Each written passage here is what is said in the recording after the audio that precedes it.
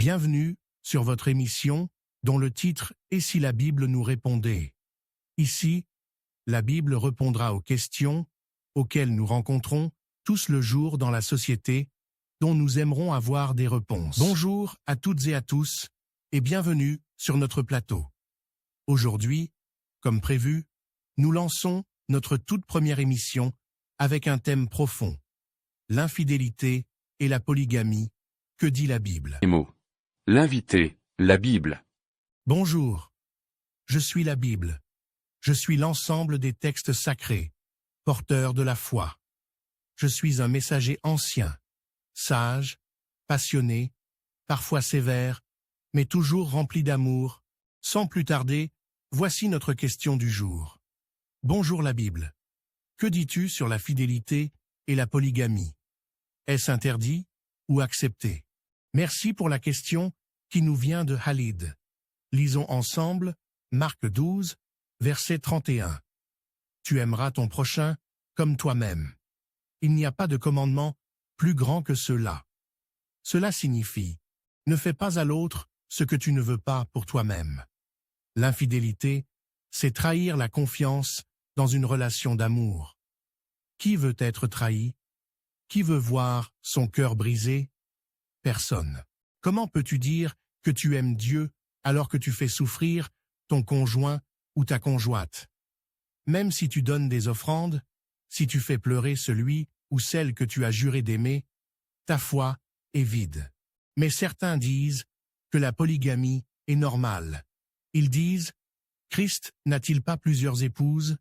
Et David, l'homme selon le cœur de Dieu, n'était-il pas polygame? Ils prennent l'exemple sur des personnages bibliques.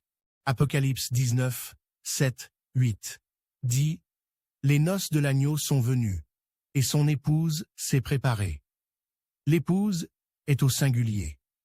Car bien que nous soyons plusieurs, nous formons un seul corps, une seule Église, une seule épouse pour Christ. Quant aux hommes de l'Ancien Testament, comme David ou Salomon, ce ne sont pas des modèles à copier. David a été infidèle. Résultat, enfants morts, famille divisée, inceste, trahison, meurtre. Salomon a épousé des centaines de femmes étrangères et s'est laissé entraîner vers d'autres dieux. Dieu a retiré une partie de sa gloire. La polygamie, bien qu'autorisée dans certaines cultures bibliques, a toujours semé des désordres et des douleurs. La Bible n'écrit pas seulement les victoires, mais aussi des défaites enfin de nous enseigner à travers les erreurs de ces gens. Mais d'où vient alors l'infidélité et ce désir de posséder plusieurs femmes? Lisons Marc 7, 21-23. Car c'est du cœur de l'homme que sortent les mauvaises pensées, adultère, orgueil, convoitise. Le cœur de l'homme, sans Dieu, est une source de mal. Et attention, je sais que les gens diront, mais il y a des hommes de Dieu polygames. Dans Acte 16, une femme possédée annonçait des choses vraies, mais elle parlait par un mauvais esprit. Un vrai homme de Dieu ne se reconnaît pas par ce qu'il dit, mais par l'Esprit de Dieu qui habite en lui. Soyez les porteurs de cette vérité. L'infidélité détruit, mais Dieu restaure. La polygamie divise, mais la fidélité glorifie Dieu.